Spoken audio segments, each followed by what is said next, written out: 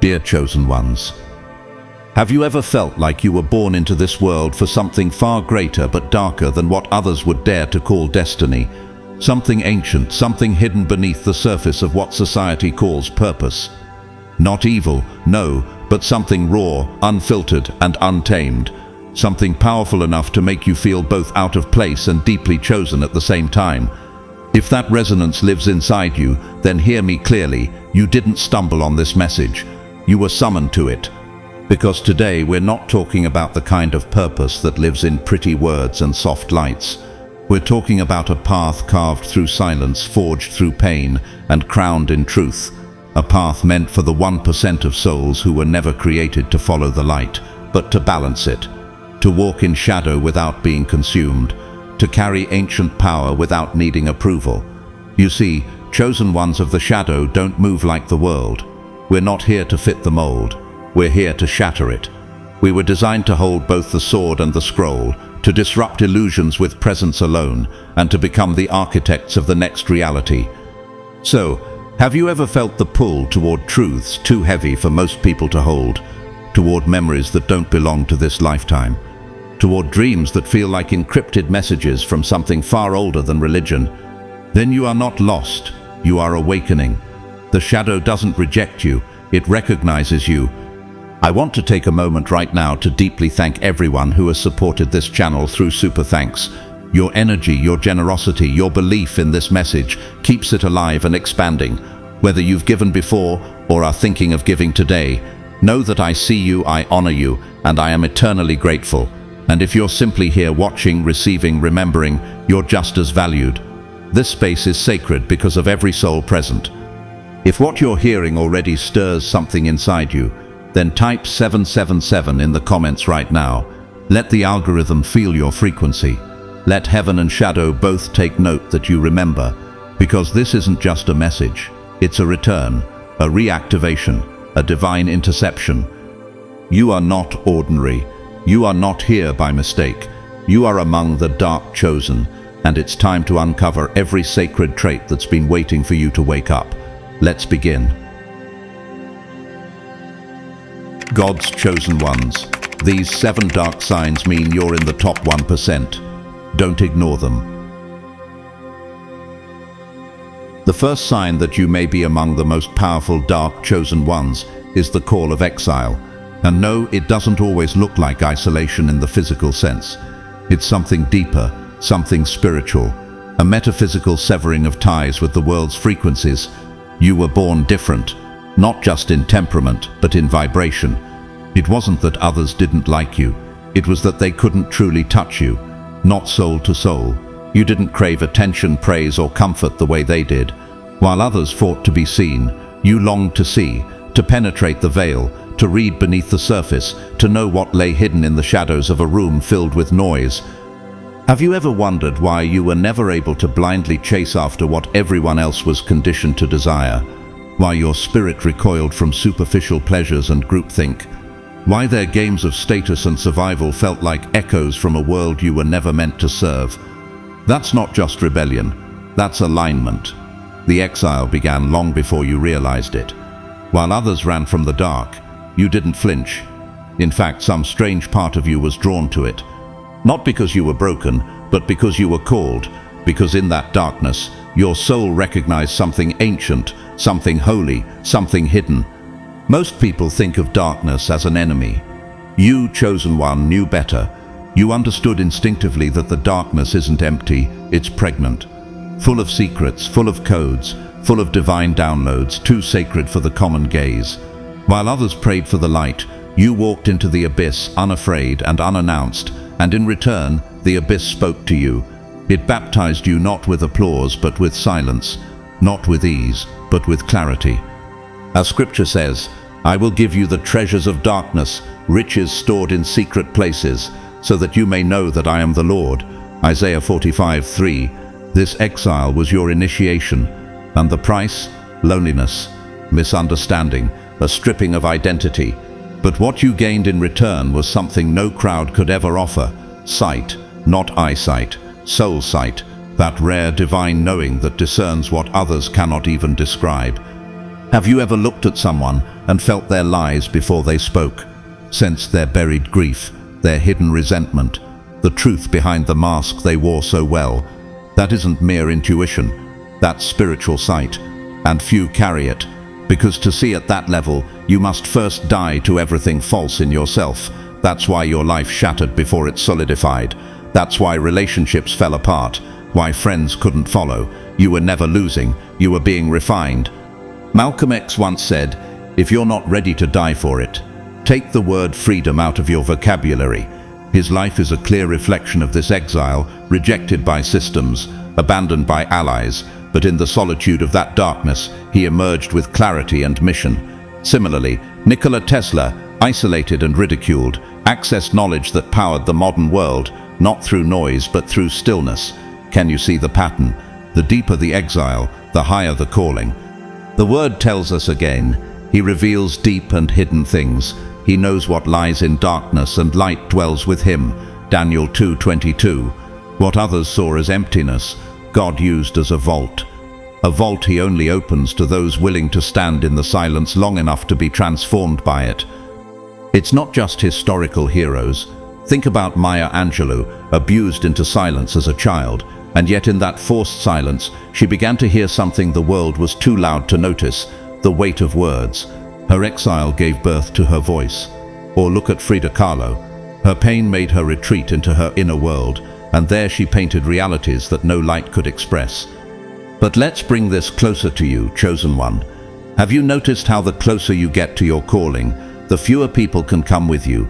How silence follows every spiritual upgrade. It's not a glitch, it's a gate.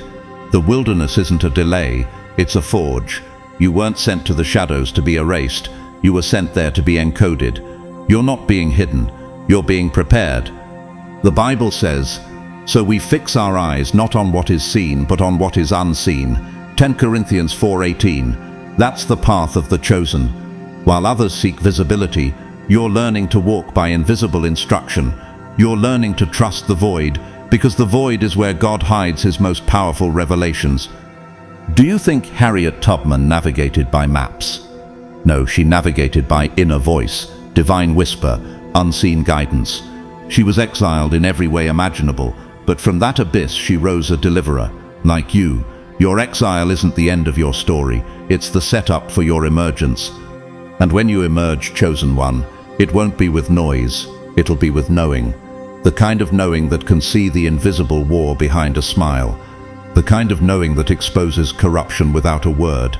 The kind of knowing that carries authority, not because it demands power, but because it is power. So, if you've been wondering why the crowd never felt like home, why silence keeps finding you, and why your path seems so different from everyone else's, it's because you were never made to blend in. You were made to break through. The light shines in the darkness, and the darkness has not overcome it.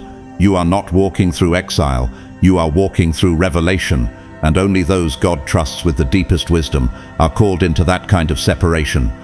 Now the question is, will you embrace the exile or resist the very process meant to unlock your vision?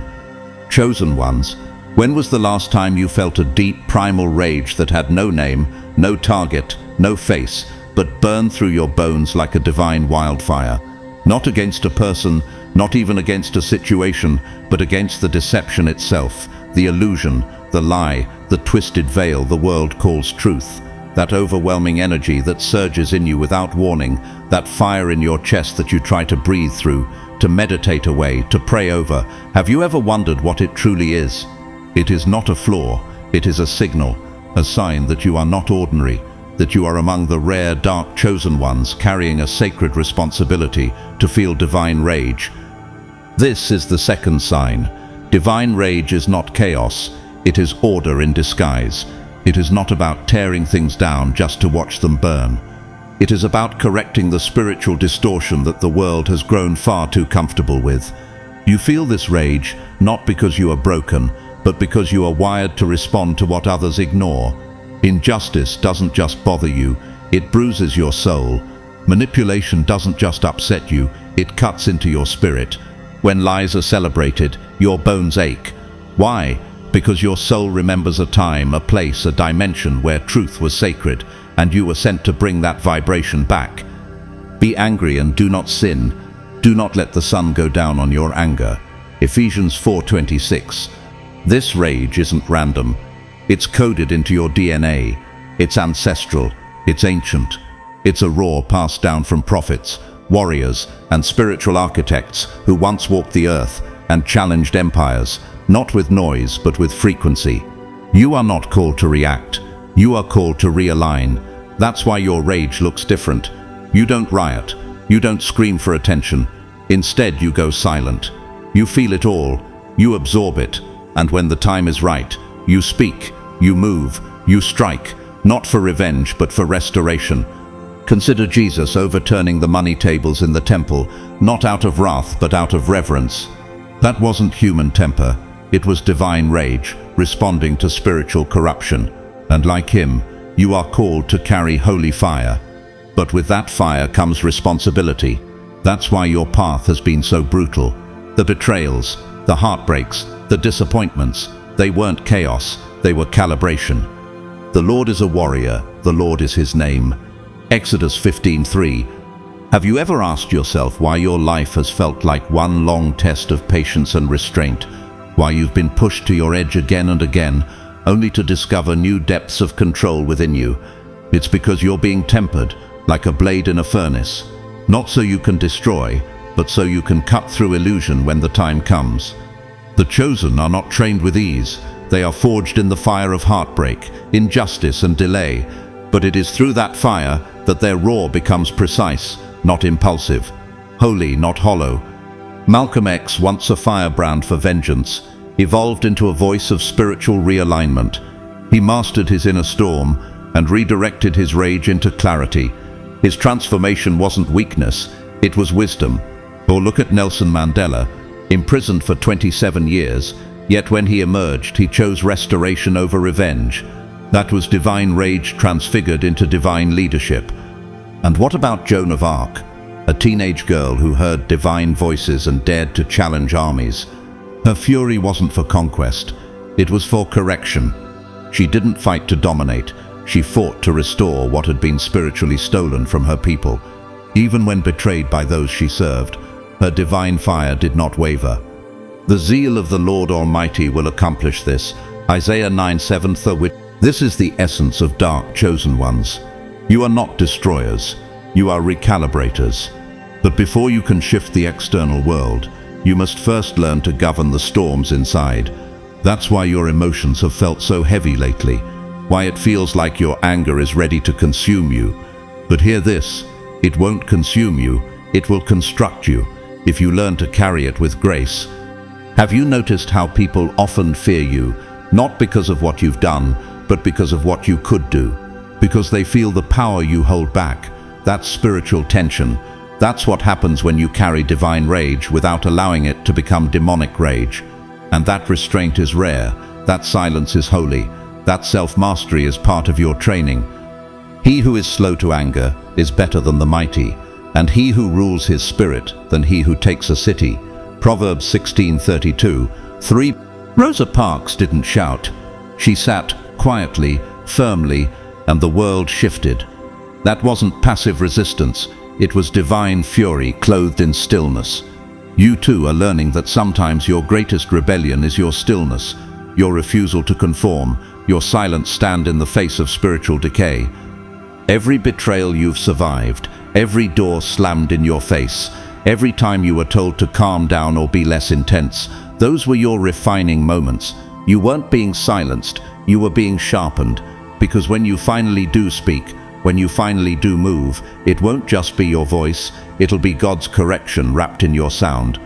The Lord is close to the broken-hearted and saves those who are crushed in spirit. Psalm 34:18. So don't run from your fire, chosen one. Don't fear your storm. Don't let the world convince you that your fury makes you dangerous in the wrong way. It makes you sacred. It means you were designed to feel what others numb themselves to. It means you carry a divine code of justice that this world desperately needs, but only few can hold. You were never meant to fit into their systems. You were meant to rewire them. So the next time you feel that holy burn rise in your chest, don't question it, channel it. Let it awaken you. Let it remind you that even your rage has purpose, because you were never sent to watch the world break. You were sent to restore what's been broken. You were being initiated into the realm of the unseen long before you had words for the things your spirit already knew, and that secret schooling ushers you into the third sign, love without attachment. Chosen one, have you noticed how your heart can hold galaxies, yet your hands refuse to close around anyone?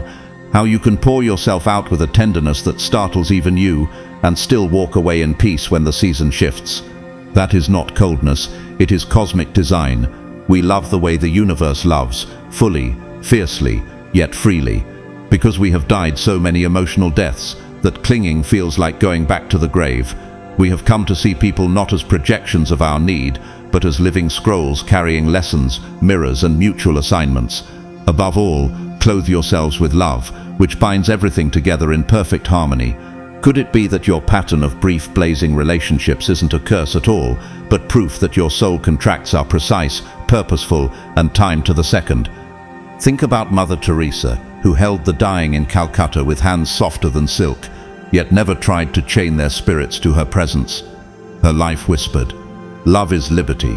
Or recall Mahatma Gandhi, who could stare down an empire yet release even his fiercest opponents from hatred's grip. Was that weakness, or was it mastery?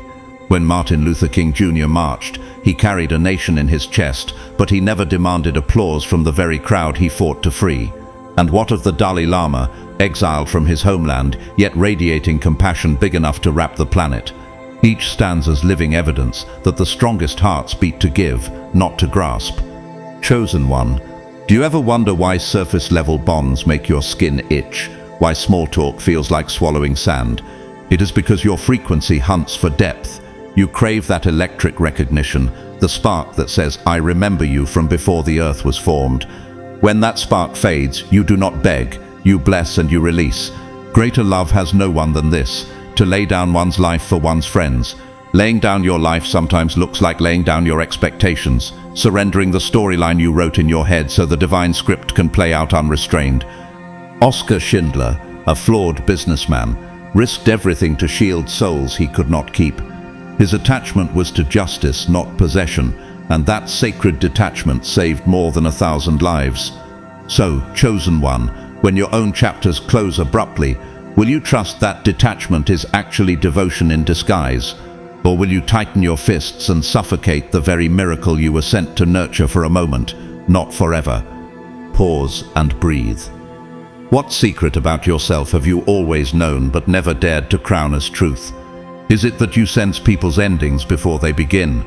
That you can love someone's spirit even as their actions unravel? Above all else, guard your heart, for everything you do flows from it. Guarding does not mean building walls. It means refusing to chain anyone or yourself to expired agreements. Your soul is a traveler.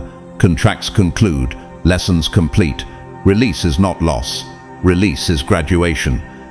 In those graduations, the peace that descends is not of this realm, and the peace of God, which transcends all understanding, will guard your hearts and your minds in Christ Jesus. Have you tasted that peace? The silence after goodbye that feels strangely like dawn. That is your confirmation that shadow mastery is at work. You are not disloyal, you are aligned. You do not abandon, you ascend. Yet the world will call your freedom detachment, your discernment coldness, your release indifference. Let them speak.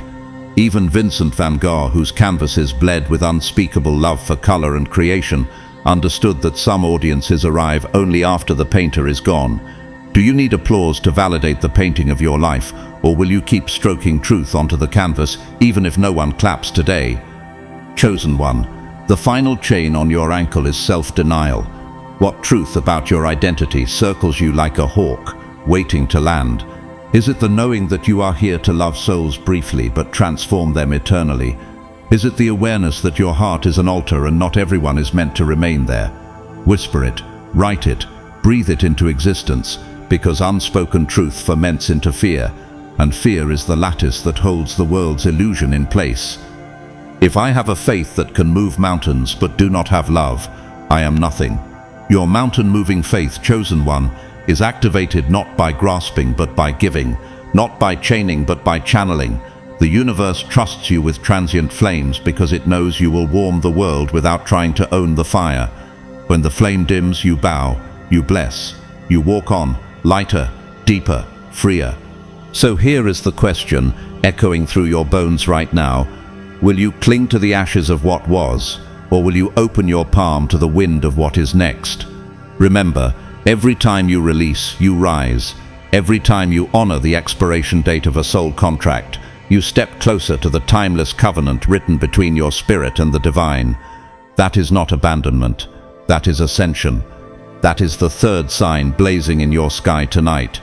Love without attachment, the proof that you were never meant to collect people like trophies, but to touch them like constellations, brilliantly, briefly, and forever. The fourth sign that you are one of the dark chosen ones is magnetic solitude, not just being alone, but thriving in it, blooming in spaces that others fear, and dancing with silence as if it's an old friend. Chosen one. Have you ever wondered why solitude doesn't drain you like it does the world? Why, while others collapse into loneliness, you seem to rise in stillness, as if the absence of noise is actually the arrival of revelation? That's because solitude is not your escape, it is your sanctuary. You don't run from the world, you retreat to rebuild it. Your room becomes a temple, your silence a sacred symphony. You are not antisocial, you are ancient. Every time you've disappeared, every time you turned off your phone, every time you felt the need to isolate, it wasn't weakness, it was alchemy. You were being led back to the furnace where your pain was transmuted into vision, your doubt into direction, your confusion into crystal clarity. The silence didn't crush you, it crowned you. The absence of people didn't hollow you, it hallowed you. Be still and know that I am God. Psalm 46:10. That verse wasn't just meant to comfort the anxious.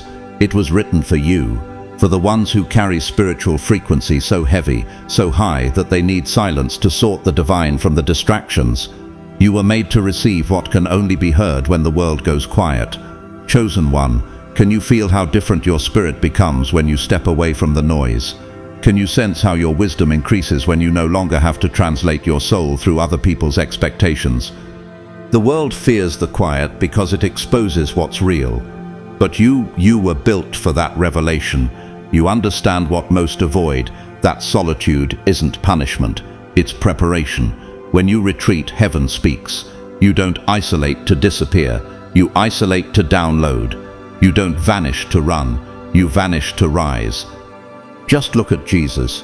How often did he withdraw from the crowds, slip into the mountains, or find a quiet place to pray, not to avoid people, but to align with the Father's will? In Mark 1:35 it says, "Very early in the morning while it was still dark, Jesus got up, left the house and went off to a solitary place where he prayed." That was not withdrawal, that was war room strategy, and the same is true for you.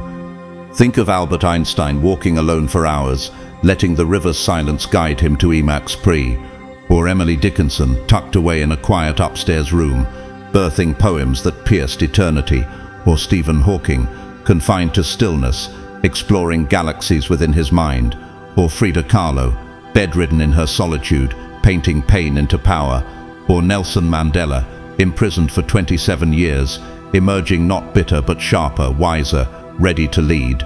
Do you think all of them were being punished, or were they being prepared? In quietness and trust shall be your strength. Isaiah 30:15-1. You've always known it, that something shifts inside you when you step away, that your clearest thoughts are not born in conversation, but in contemplation, that your greatest upgrades never came after applause, but after isolation. Can you remember the last time you disappeared and came back transformed? That wasn't random, that was sacred. The truth is, most people confuse noise with connection. But you, chosen one, you crave resonance, not volume. You long for frequency, not frenzy. That's why surface-level interactions feel exhausting. That's why parties, crowds, and small talk feel like static to your spirit. You're not meant to absorb noise, you're meant to channel signal, and that signal gets clearest when everything else fades. The Lord will fight for you. You need only to be still. Exodus 14:14. Stillness is not passive, it's powerful. You are not idle when you're alone. You are in divine instruction, and every time you sit in that holy hush, You receive blueprints others are too loud to hear. It's why you've always come back with insight. It's why people say, there's something about you that's different now. Because it is. You carry divine downloads in your presence. But even now, do you ever second-guess your need for space? Do you still question why solitude calls you louder than social gatherings? Let me ask you this. What if your solitude isn't a personality trait, but a prophetic sign? What if it's not something wrong with you, but something right with your mission? What if your retreat is heaven's strategy to protect your oil while others spill theirs in pursuit of attention? He reveals deep and hidden things. He knows what lies in darkness, and light dwells with him. Daniel 2:22. In the darkness of your solitude, light is revealed, insight is born, vision becomes sharp. When others are busy performing, you are busy preparing.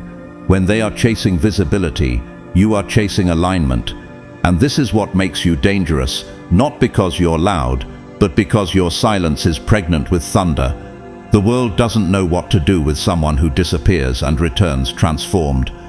So, chosen one, will you keep apologizing for your sacred silence, or will you honor it like the sanctuary it is?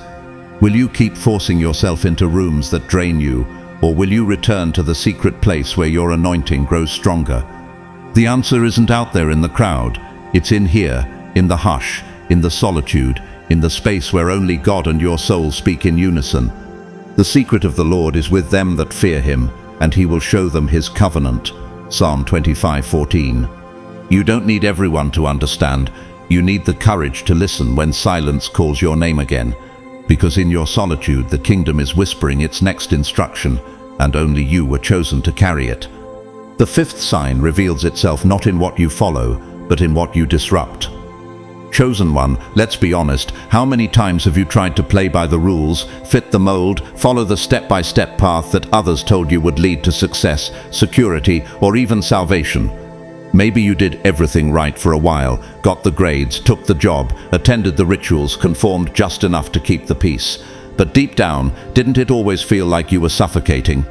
Like you were shrinking yourself to fit inside a blueprint that was never drawn with your spirit in mind? That's not rebellion. That's divine incompatibility. That's the fifth sign. You don't follow paths, you create them. You were never meant to climb ladders. You were born to dismantle ladders entirely and build portals where others only saw walls. And the moment you stop asking for permission is the moment you begin activating your authority. Chosen ones don't wait for doors to open. We become the doors. You were not sent here to imitate. You were sent to initiate.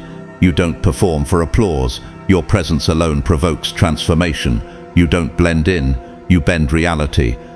Do not conform to the pattern of this world, but be transformed by the renewing of your mind. Have you noticed how the systems built to contain you eventually collapse around you? How the classrooms, jobs, institutions, even relationships start to feel brittle the moment you outgrow their frequency? It's not because you're unstable, it's because you're expansive. You're not meant to operate inside systems built for the average. You carry the blueprint of something that hasn't been seen before. That's why every time you tried to walk the path others walked, it crumbled under your feet, not to punish you, but to redirect you.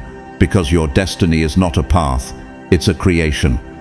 Consider Elon Musk, constantly warned, criticized and called crazy, yet he birthed technologies and companies from sheer force of vision. Or James Baldwin, who refused to conform to literary expectations, forging a voice that thundered through history with unapologetic truth. Or Maya Angelou, who did not walk anyone's path but carved her own in poetry, activism and spirit. Steve Jobs didn't follow the system. He tore it down and designed something the system had never conceived. Even Rosa Parks, one act of stillness bent the arc of history. She didn't need a stage. She was the signal. The Lord will guide you always. He will satisfy your needs in a sun-scorched land and will strengthen your frame. Isaiah 58:1.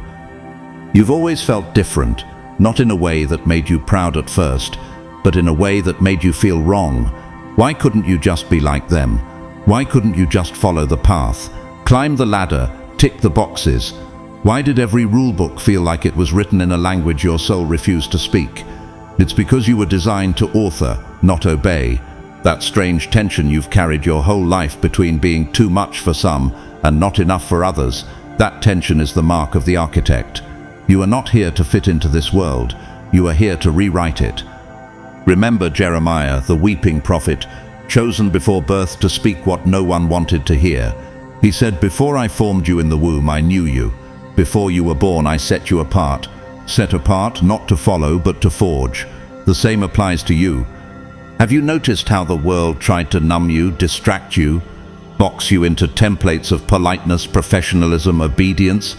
It wasn't accidental, it was intentional, because when your mind awakens, your very existence challenges the lie.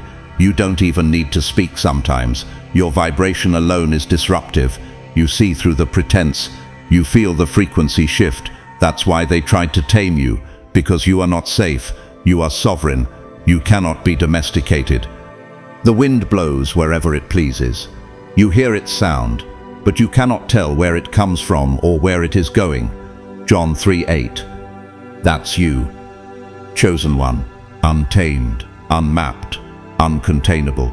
The world wants roads and rules, but you carry storms and keys. You don't ask for a path. You carry one within you. So now I ask you, what is the thing you've been waiting for permission to do? What have you been asking others to approve when God already authored it in your bones? The truth is, you're not just different. You're dangerously aligned with truth. That's why the system rejected you. That's why certain circles grew cold. That's why your wildness was labeled too much. But the wolf inside you never died. It watched, it waited, it remembered, and now it's waking up. If God is for us, who can be against us? Romans 8:31. This isn't about dominance, it's about divine disruption. You weren't sent to be liked. You weren't sent to be safe. You were sent to shake dimensions, to walk where there is no path and leave behind corridors of light. The darkness inside you isn't a curse, it's a seed, a mystery, a container for revelation.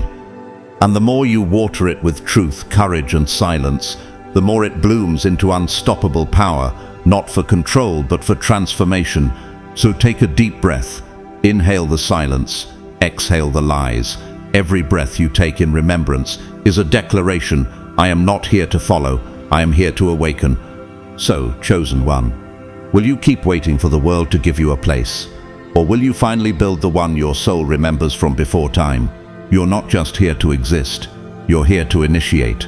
You're not just here to break rules, you're here to birth new laws of spiritual gravity. You're not a follower of patterns, you are the pattern breaker, the architect, the spark. And this awakening is just the beginning. Have you ever walked into a room and felt everything shift before you even said a word? Chosen one, this isn't your imagination. People don't just look at you, they react to you. Some are drawn like moths to fire, mesmerized without knowing why. Others flinch, retreat, or suddenly grow quiet, unsure of what just walked in. Sometimes you'll even see both reactions in the same person. They want to get close, yet they're afraid of what getting close to you might reveal. That's not confusion. That's resonance. That's what happens when divine frequency enters a space built on illusion. And that, chosen one, is the sixth sign, energetic disruption. Your presence alone is a trigger to the unhealed, a sanctuary to the ready, and a mystery to the unaware. Why? Because your energy doesn't simply enter a room, it rearranges it. You are not just a person. You are a pressure point in the matrix, a mirror walking in human form. You reveal what's hidden. You unsettle what's been buried. You stir up the masks people forgot they were wearing.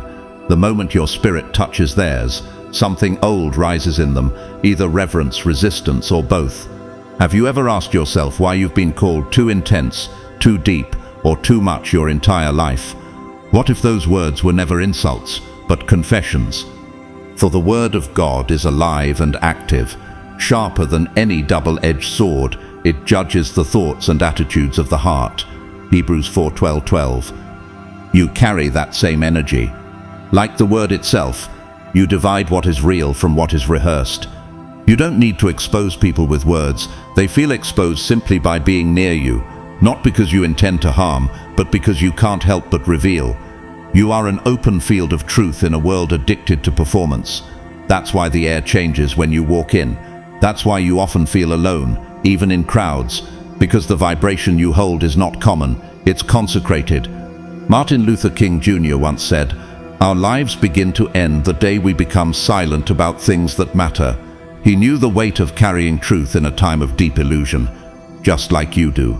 His presence unsettled the comfortable and comforted the oppressed, not with violence but with clarity.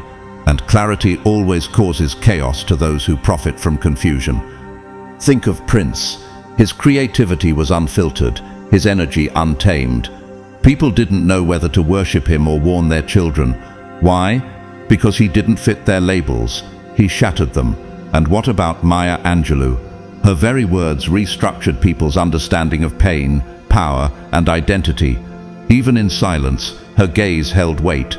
Do you feel how you share that same gravity, that same soul-stirring pull? The light shines in the darkness, and the darkness has not overcome it. John 1:5 Okole, I5 Okopuwan Thakinef, Wantaitol Karankof. Your light is not gentle, it is raw, it is real. And not everyone is ready for it. That's the paradox of being a dark chosen one. You are both medicine and mirror. You bring healing, but healing doesn't come wrapped in soft music and sunshine. It begins in pain. It begins with truth. And you don't just speak truth. You are truth in motion. You carry the vibration of alignment, and that vibration disrupts everything false it touches. Nelson Mandela once walked into a courtroom and made oppressors tremble, not because of his volume, but because of his presence. They knew what he stood for before he said a word. They saw in him what they had buried in themselves. That is the power of energetic disruption. You don't chase attention. You become the axis. You don't chase the crowd. The crowd is forced to notice. So let me ask you again, chosen one, who are you when no one's watching? Not the version you've learned to perform for safety, not the version you protect out of fear of rejection, but the real you. The you that was forged in silence. The you that feels ancient even to yourself. The you that dreams in symbols, sees in frequencies, and walks with the weight of a purpose that can't be named. Arise, shine, for your light has come, and the glory of the Lord rises upon you. Isaiah 61. Your glory is not a show, it's a frequency. That's why you don't fit. That's why even your silence speaks. Because the universe doesn't need you to be loud, it needs you to be aligned. When you walk in alignment, your very presence becomes a sermon, a disruption, a reminder that truth still walks among illusions, and it looks just like you. You may feel misunderstood, misread, misjudged, but so was Jesus. He walked into temples and flipped tables, not because he was violent, but because the truth in him could not tolerate spiritual corruption. You too carry a presence that flips tables, not physically, but energetically. People feel your spirit before you speak. They sense your depth before you share a single word. Some will love you for it, some will fear you, but none will forget you. The Lord your God is with you, the mighty warrior who saves. He will take great delight in you, in his love. He will no longer rebuke you, but will rejoice over you with singing. Zephaniah 3:17. Chosen one, this is your power. This is your inheritance. You were never made to be digestible. You were made to be undeniable. You weren't sent to comfort illusion. You were sent to confront it with your energy, your presence, your frequency. So the next time someone says you're too much, smile. That's their spirit confirming what yours already knows. You are not for the faint of heart. You are not here to please. You are here to provoke transformation. And when people say they feel something around you, know that they're feeling the truth of God echoing through your soul. You're not here to blend in. You're here to rearrange the atmosphere. And the world is already shifting because you showed up. The one that whispers in the dark.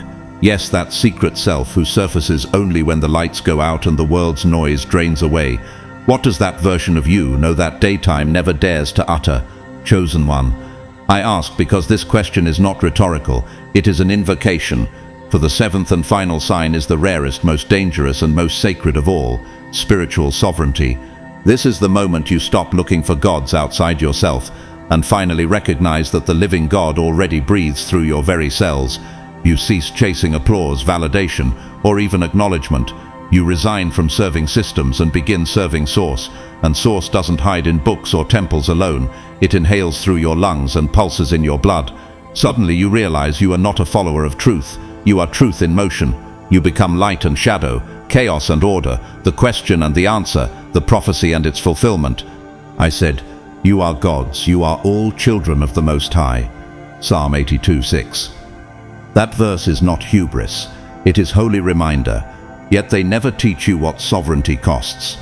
When you cross this threshold, there are no maps left, only instincts, no teachers, only silence, no external signs, only the low, steady hum of inner knowing. You become your own oracle, weapon and sanctuary, all at once, and the world tries to remind you of limits, but you smile because limits are illusions sold to the obedient. Have you sensed that smile forming even now? You were never sent here to fit in. You were sent to fracture the matrix, not to heal the world's wounds by begging it to change, but to bleed truth so intensely that lies cannot survive in its smoke. And here is the paradox. The more sovereign you become, the humbler your heart grows, because you recognize none of the power is yours. It flows through you. You are simply the altar where heaven meets flesh. There is nothing left to prove. You need only to be. Look at Rumi, that 13th century poet whose verses still ignite souls. He found sovereignty when he stopped seeking God in the distance and declared, "What you seek is seeking you." He wrote not for approval but from overflow. Or consider Leonardo da Vinci. No guild, no single discipline, no prescribed curriculum could cage his mind. He painted, engineered and dissected reality itself because his curiosity bowed to no outside authority. Does their restless fire remind you of your own? Spiritual sovereignty, however, is not a mystical daydream without discipline. Power unguided becomes chaos, so the dark chosen cultivate 3 sacred practices. First, master your frequency. Your energy is your signature. Volatile, ancient, magnetic. Protect it, cleanse it. Conduct daily energetic hygiene. Open windows, burn incense. Speak blessings over water you drink. Sever psychic cords without guilt. Remember, you are not cold, you are clear. Second, embrace sacred secrecy. Some revelations are too precious for premature exposure. Keep your rituals, visions, and cosmic downloads shielded. Let only trusted souls near the holy fire. Mystery is not manipulation, it is preservation of potency. Third, cultivate stillness. Stillness is not emptiness, it is the throne of power. In 5 anchored minutes of silence, entire architectures of destiny can download. Why chase answers when you can summon them in quiet? The kingdom of God is within you.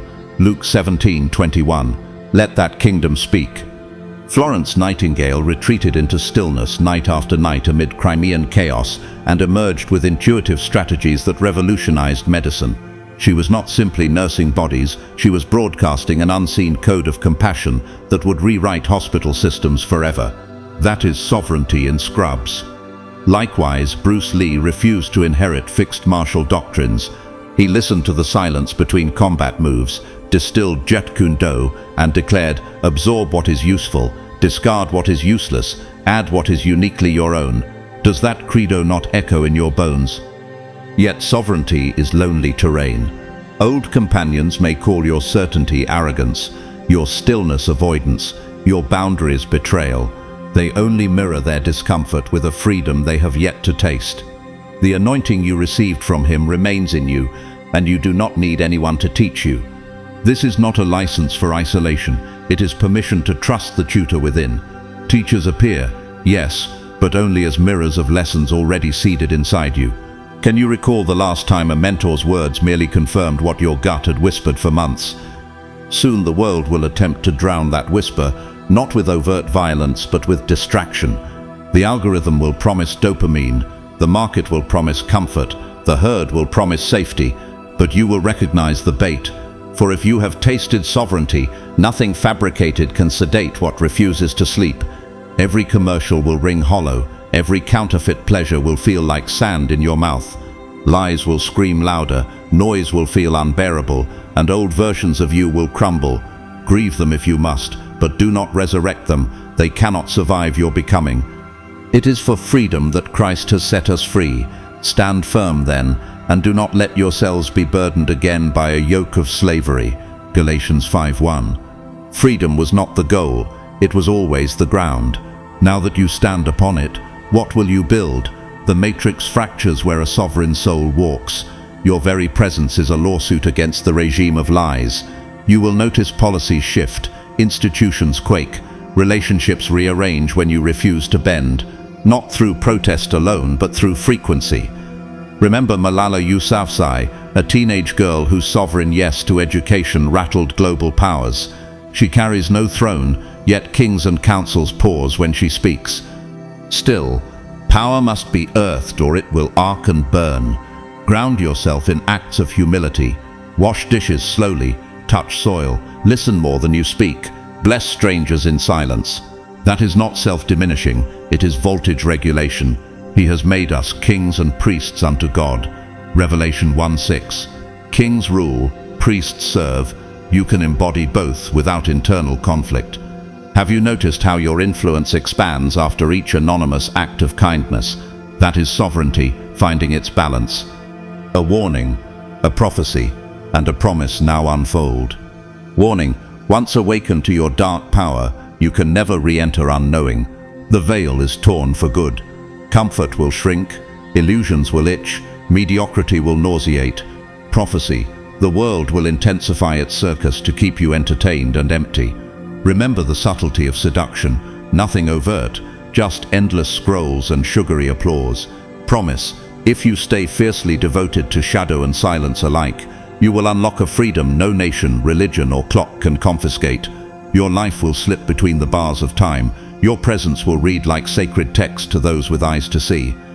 Someday, when others stand in your field, they will awaken, not because you preached, but because your frequency will become a living sermon.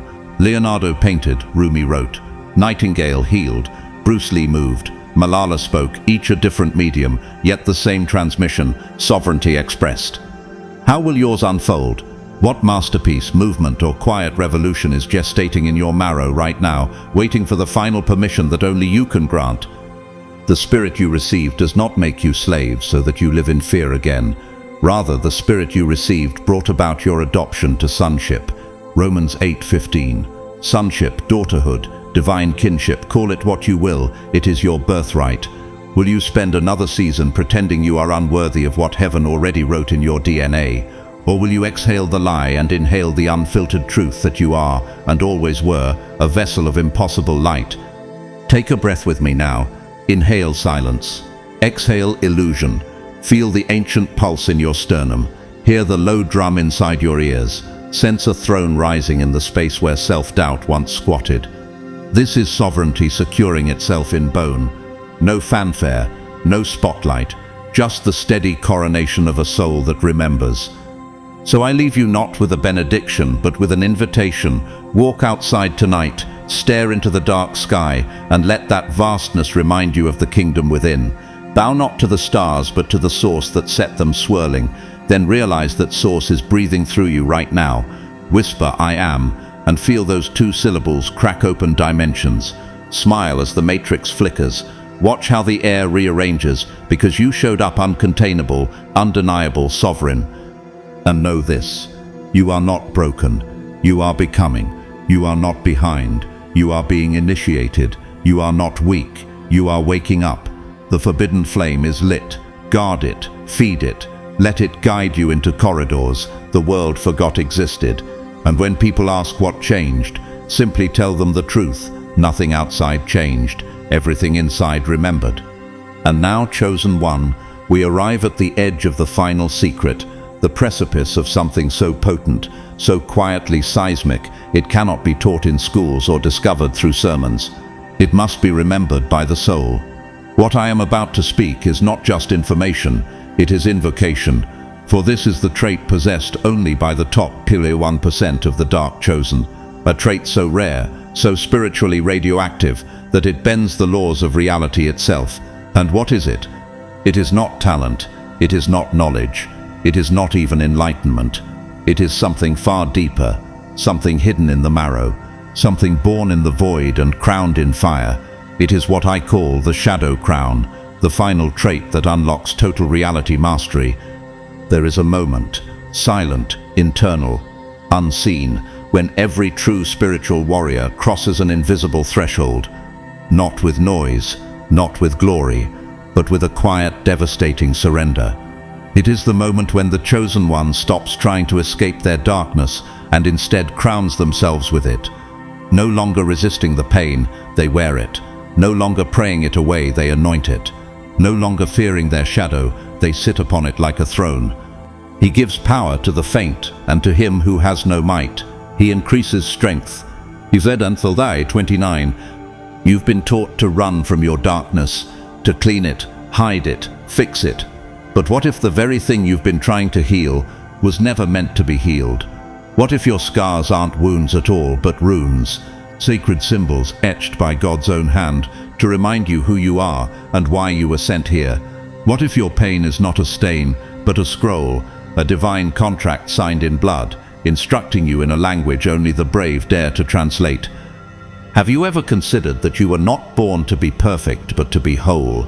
And wholeness means claiming every fragment, the anger, the hunger, the confusion, the grief, the lust, the longing, not as enemies to your light, but as its counterweight. That chosen one is the secret the matrix cannot afford you to remember. The light shines in the darkness, and the darkness has not overcome it. John 1:5. True power is not found in choosing between light and shadow. It is born in the marriage of both. This is the sacred seventh trait, reality mastery through inner polarity. Most people live fragmented. They split themselves. They choose labels, good or bad, humble or strong, grounded or spiritual. They amputate parts of their being to fit into social expectations. But the rarest of the dark chosen, they stop choosing. They start integrating. They become holy paradoxes. They don't reject their anger. They alchemize it into righteous fire. They don't suppress desire. They channel it into sacred creation. They don't erase the shadow. They invite it to the table and learn from its depth. Have you reached that point yet? The place where you can no longer pretend your power is one-sided, where you no longer apologize for your intensity, your depth, your wild frequency. A double-minded man is unstable in all his ways. James 1:8. The moment you unify your inner contradictions, you stop leaking energy, you stop explaining yourself, you stop fracturing your soul to be digestible. And from that wholeness, chosen one, you begin to bend reality, not through force but through alignment, not through performance but through frequency. The universe doesn't respond to language, it responds to coherence. The more internally integrated you become, the more external reality obeys your vibration. Consider Carl Jung, who devoted his life to illuminating the shadow, not to destroy it, but to understand its role in forming the soul. He said, "One does not become enlightened by imagining figures of light, but by making the darkness conscious. That is the shadow crown." Or look at Harriet Tubman, whose outer silence masked a reality-warping inner knowing. She followed divine downloads in the dark, rearranging the course of history one soul at a time. She didn't need a throne. Her sovereignty pulsed invisibly. Or take David Bowie, who shapeshifted identities like armor, never submitting to a single role or expectation. Was he masculine or feminine, saint or sinner, human or myth? The answer is yes, all. That was his mastery, his freedom. Likewise, Malcolm X started as one archetype and transformed before the world's eyes into another, not because he was inconsistent, but because he was evolving, polarities merging into force. The Lord will be your everlasting light, and your days of sorrow will end. Isaiah 60:20. But chosen one, there's another layer to this crown, and it's this. The more sovereign and powerful you become, the more you remember your humility. Because power isn't about control, it's about conduitship. You are not the flame, you are the torch. The fire moves through you. The source doesn't make you proud, it makes you quiet. It doesn't fill you with superiority, it grounds you in service. Because when you are fully aligned within, you no longer need to prove anything, you just are. Let me ask you, have you felt lately that you're not meant to seek new teachings, but to remember the ancient truth already inside you, that you're not just here to learn, but to embody? What if the final initiation is not about receiving more, but about stripping away what never belonged? Would you still chase titles, trophies, or would you start sitting in stillness, waiting for your own frequency to echo back the truth? The Spirit himself testifies with our spirit that we are God's children. Romans 8:16. Chosen one. This is not the end of your awakening. It is the activation of your authority. And yes, there will be side effects. Old friends will fade. Former identities will peel off like dead skin. The world will try to sell you numbness. It will beg you to soften, to make yourself less so others feel more. But you will smile quietly, for the same reason the lion does not lower its roar to comfort the sheep. Because if you wear your shadow crown with grace, you will not need to raise your voice. Your very presence will command response. Your walk will ripple timelines. You won't change the world by force, but by frequency, not by charisma, but by coherence. Look at Frida Kahlo, who turned every wound into color, every heartbreak into paint. She didn't overcome pain, she wore it. Her reality mastery was not in denying what happened, but in making it eternal. Her canvas became her kingdom. Just like your life is becoming a canvas, every scar, every secret, every shadow is a stroke of holy chaos shaping your masterpiece. I have told you these things, so that in me you may have peace. In this world you will have trouble, but take heart. I have overcome the world. John 16:30. You are overcoming, not by running from your past, but by absorbing its wisdom, not by amputating your shadow, but by integrating it. And now the final question remains. Will you wear the crown or keep pretending you're unworthy of it? You don't have to shout. You don't have to prove.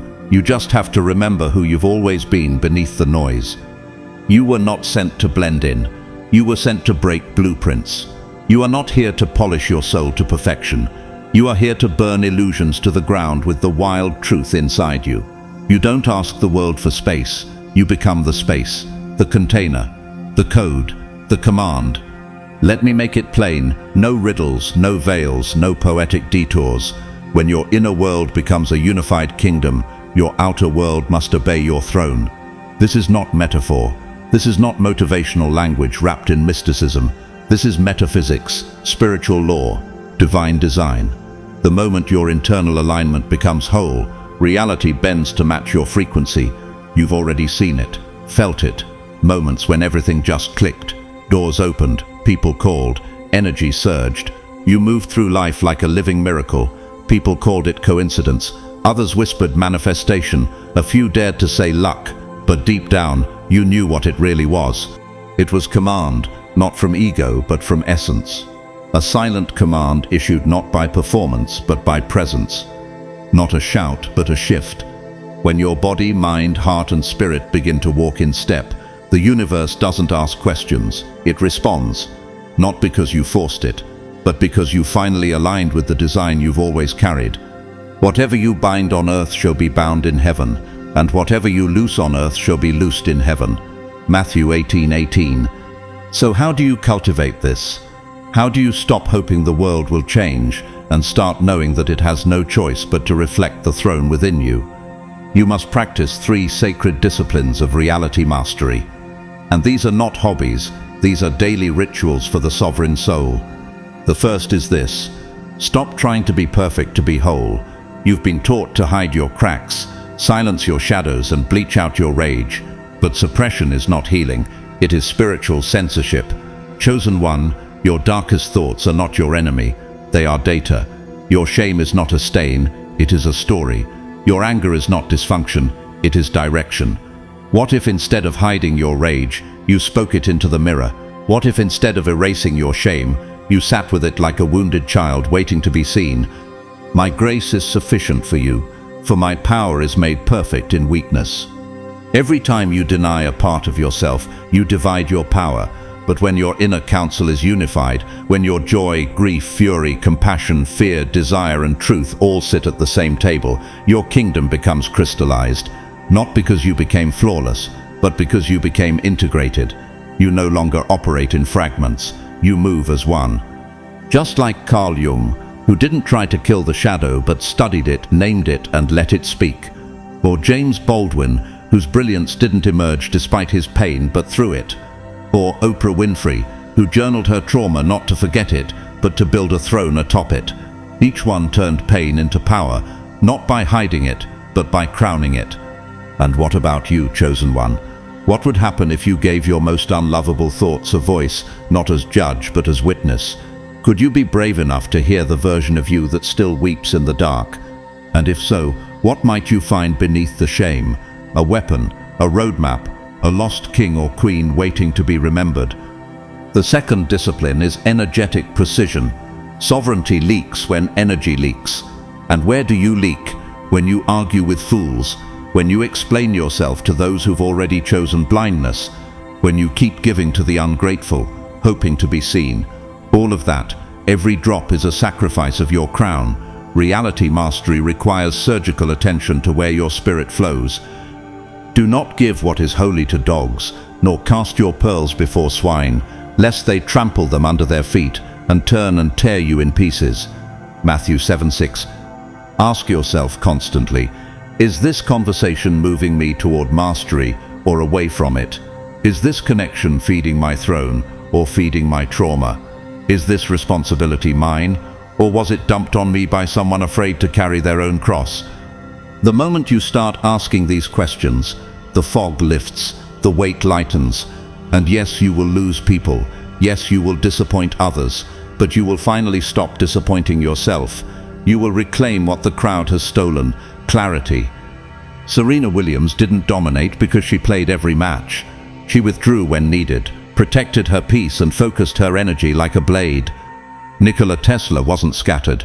He guarded his time, avoided gossip, and lived alone so that his energy could remain a weapon, not a sponge. The true elite always seem detached, but it's not distance, it's discernment. What would happen if you made energy the currency of your kingdom? What would you stop funding with your focus? The third sacred practice is embodied command. Start walking like the world responds to your presence, because it does.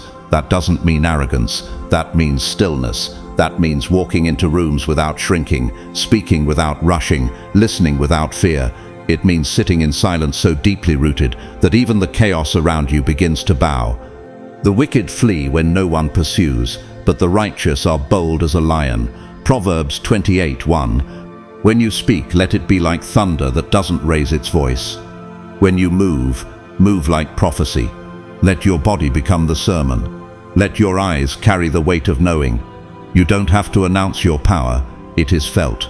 You don't have to explain your path, it is encoded. You don't even have to try to influence people. When you're aligned, you become influence itself.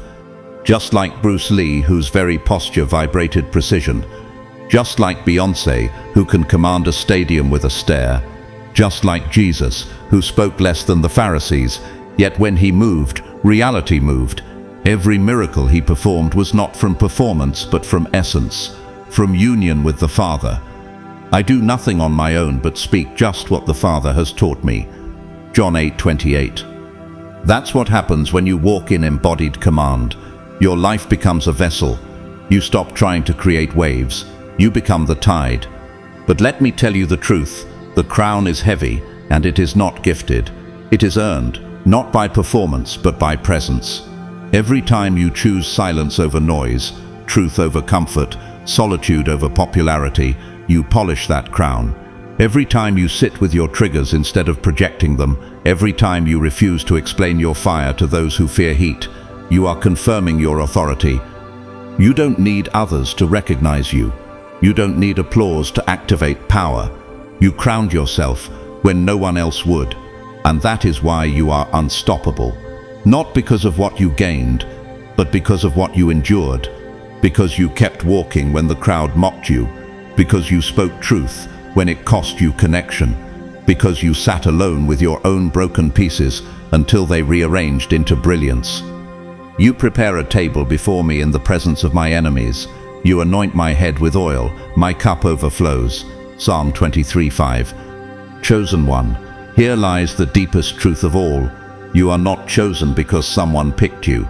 You are chosen because you chose yourself in the silence, in the fire, in the wilderness. When you had every reason to shrink, you expanded. When you had every excuse to give up, you leaned in. When no one was watching, you crowned yourself with obedience to your own essence. So now I ask you, will you keep waiting for a world to recognize what heaven already confirmed?